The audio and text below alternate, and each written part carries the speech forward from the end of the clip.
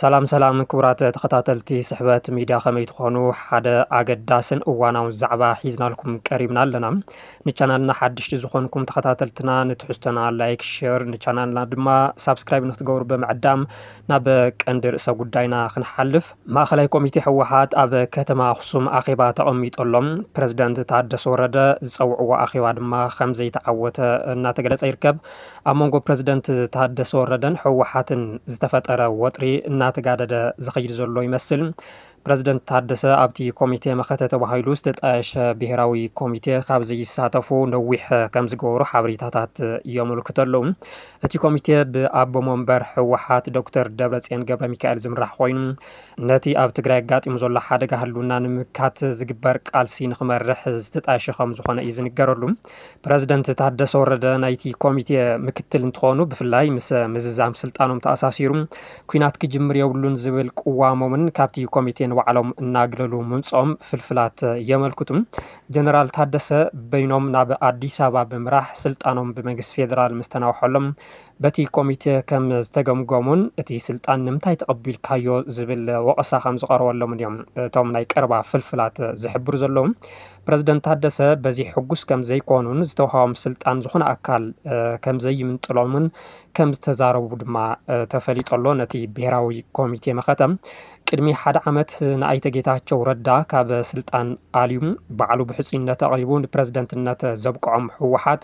በቲ በይናዊ ዝተናውሐ ስልጣን ሕጉስ ከም ዘይኮነ ብደረጃ ፈጻሚ ስራሕ ተኣኪቡ ከም ዝተመያየጠሉ እዩ መረዳእታታት ዝሕብሩ ዘሎ ይኹን በር ጀነራል ታደሰ ይቐጽሉ ኣይቐጽሉ ኣብ ዝብል ኣብ መንጎቲ ፈጻሚ ስራሕ ኣፈላላይ ከም ዝተፈጠረ እንተኾነ 5-4 ብዝኾነ ድምፂ ሹመት ታደሰ ከም ዘይቕበሎ ዝወሰነ እንትትከውን ሕዚ ድማ ብደረጃ ማእኸላይ ኮሚቴ ንምውሳን ኣብ ከተማ ኣክሱም ሎሚ 7 ሚያዝያ 2018 ዓ.ም ከም ዝተኣከበ ተፈሊጦ ኣሎ እቲ ኣኼባ ንምንታይ ኣብ ከተማ ኣክሱም ክግበር ተደልዩ ዝብል ዝለዓል ሕቶ ከም ዘሎ ኮይኑ እንታይ ዓይነት ውሳነ ክውሰን ይኽእል ዝብል ግና እቲ ዝዓበየ ልቢ ዘንጠልጥል ጉዳይ ኮይኑ ይርከብ ኣብዚ ሕዚ እዋን ማእኸላይ ኮሚቴ ህወሓት ነቲ ብፈጻሚ ስራሕ ዝተወሰነ ውሳነ ተመያይጡ ንኸጽድቆ ትፅቢት ዝግበረሉ እንትትከውን ክሳብ ሕዚ ንቀበሎ ዶ ንንፀጉ ኣብ ዝብል ሰፊሕ ኣፈላላይ ከም ዝተፈጠረ ሾሊኾም ዝወፁ ሓበሬታታት ኣመልኪቶም ኣለዉ እቲ ውሳነ ሽሞት ታደሰ ወረደ ኣይንቅበሎን ዝብል እንተኮይኑ ቀፂሉ ክመፅእ ዝኽእል ስጉምቲ ኣብ ትግራይ ዓብዪ ጉድኣት ከስዕብ ከም ዝኽእል እውን ስጋኣታት ዘቕምጡ ብዙሓት እዮም ምክንያቱ ፕረዚደንት ታደሰ ወረደ ስልጣኖም ብቐሊሉ ከም ዘይለቁን ከም ዘይረክቡን ትማሊ ኣብ ዝሃቦ ጋዜጣዊ መግለፂ ምዝክኻሮም ዝፍለጥ እዩ ህወሓት ኣኽላባት ማሕበራዊ ሚድያ ኣዋፊሩ ካብ ስልጣን ንምእላይ ይንቀሳቐሰሎ ብምባል እውን መክሳሶም ዝፍለጥ እዩ ብጠራዕራዕን ብምፅዳፍን ካብ ስልጣኖም ከም ዘይለቁ እውን ኣረጋጊፆም እዮም ፕረዚደንት ታደሰ ዋላ እኳ መንግስቲ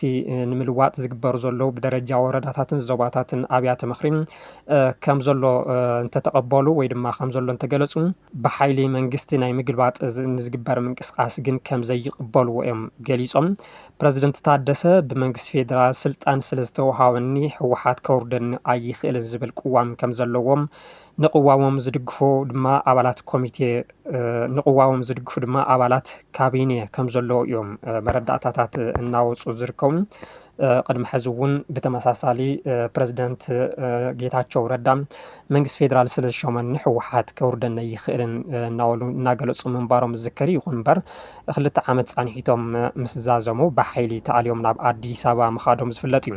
ናብ ኣዲስ ኣበባ ዝኸድሉ ቀንዲ ምክንያት ፀብጻብ ኣፈጻጽማ ስራሕ ሓደ ዓመት ንምቕራብ እምበር ንምንዋሕ ስልጣን ከም ዘይኮነ ኣብ መግለፂኦም ዝገለፁ ፕረዚደንት ታደሰ ወረደ ሕዚ እቲ ዝተወሃቦም ስልጣን ብሚድያታት ከም ሃገሮም ከም ዝሰምዕዎ ይኹን እምበር ስልጣኖም ብቐሊሉ ከም ዘይረክቡ እናገለፂኦም ዝርከቡ እንተኾነ ትማሊ ሓደ ኣኼባ ፀዊዖም ነይሮም እቲ ኣኼባ ድማ ናይ ካቢኔ ኣኼባ ከም ዝኾነ እናተገለጸ ዝርከብ እቲ ትማሊ ዝፀውዕዎ ኣኼባ ካቢኔ ዝኾነ ኣካል ስለ ዘይተረኸበ እቲ ኣኼባ ከም ዘይተኻየደ ንምፍላጥ ተኻይሎሎም ምክንያቱ ድማ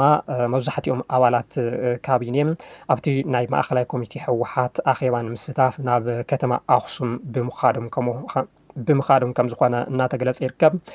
ብመንግስቲ ፌደራል ጥራሕ ስልጣኖም ንዝተነዋሐሎም ታደሰ ወረደ ብምልዓል ቅድሚ ኩናት ንዝነበረ መንግስትን ምምላስ ይንቀሳቐስ ኣሎ ዝብል ነቐፌታ ዘቕርበሉ ዘሎ ህወሓት ንትግራይ ዳግም ናብ ኩናት ከየእትዋ ስግኣታት ሓይሎም ኣለዉ።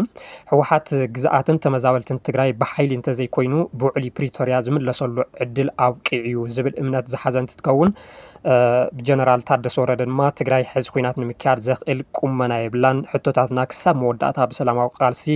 ክነቕርብ ኣለና ዝብል መትከል ከም ዘለዎም ኣብቲ ናይ ትማሊ መግለፂኦም እውን ገሊፆም እዮም። እቲ መወዳእታ መዓዝ እዩ ዝብል ግና ብታደሰ ወረደ ዝተመለሰ ሕቶ ኣይኮነን። ብፍላይ ተመዛበልትን ግዝኣት ትግራይን ግድን ክምለሱ ኣለዎም ዝብል ደጋጊሞም ዝዛረብዎ ዋላ እንትኾነ ክሳብ ሕዚ ግን መዓዝ ዝብል ነገር ዘይተመለሰን ዘይተፈፀመን ተግባር ኮይኑ ቀፂሉ ኣሎ። ትግራይ ኩሉ ነገር ብመሰረት ስምምዕ ፕሪቶርያ ይመለስ ብዝብል ንዝሓለፉ 3 ዓመታት እኳ እንተተፀመመት መንግስቲ ፌደራል ግና ሕዚ እውን ኩሉ ዓይነት ግልጋሎት ከልኪሉ ብሰላሕታ ንክሓልቕ ህዝቢ ትግራይ ይገብሮ ከም ዘሎ ፀሓይ ዝወቕዖ ሓቂ እዩ። ሕዚ መንግስቲ ፌደራል እታ ኩዕሶ ናብ ሜዳ ትግራይ ዝወርወራ ይመስል። ምክንያቱም ቅድሚ ሕዚ ጊዜያዊ ምምሕዳር ሰራዊት ትግራይ ህወሓት መንግስቲ ፌደራል ንውዕሊ ፕሪቶርያ ይጥሕስ ኣሎ ዝብል ናይ ሓባር ቅዋም ከም ዝነበሮም ዝፍለጥ እዩ። ሕዚ በይናዊ ስልጣን ምንዋሕ ብምክያድ ግን ኣብ መንጎ ጊዜያዊ ምምሕዳርን ህወሓትን ከምኡ ድማ ሰራዊት ትግራይ ዘሎ ኣፈላላይ ንኽሰፍሕ ገይሮም ኣለዉ። ስለዚ እቲ ምውጣጥን እቲ ቅርሕንትን ኣብ መንጎ ህወሓትን ጊዜያዊ ምምሕዳር ትግራይን ከምኡ ድማ ሰራዊት ትግራይን ጊዜያዊ ምምሕዳር ትግራይ ንክኸውን ገይርዎ ኣሎ መንግስቲ ፌደራል። ስለዚ ተኩዕሶ ናብ ሜዳ ትግራይ ተወርዊራ ኣላ። ኣመራርሓ ትግራይ ነዚ ብብልሓትን ብኢሂን ሚሂንን ዶ ይፈትሖ ይኸውን ወይስ ከም ልሙድ ብህልኸ ይህልካ ናብ ዘየድሊ ሰሓቦ ጉተቶ ኣትዩ ስቃይ ህዝቢ ትግራይ የናውሖ ግዜ ዝምልሶ ጉዳይ እዩ ዝኸውን። ክቡራት ተኸታተልትና ኣብ ጉዳይ ህወሓትን ጀነራል ታደሰ ወረደን ተፈጢሩ ዘሎ ውጥጥን ውሳነታት ኣኼባ ማእኸላይ ኮሚቴ ህወሓትን ኣመልኪትና ዘሰናዳእናዩ ሓፂር ሓበሬታ ነዚ ይመስል ነይሩ። ኣብ ቀጻሊ ብኻሊእ ርእሰ ጉዳይ ክሳብ ንራኸብ ንቻናልና ላይክ ሼርን ሳብስክራይብን እናገበርኩም ቤተሰብ ስሕበት ሚድያ ንክትኮኑ ብምዕዳም ኣብዚ ክንፍለየኩም ሰላም።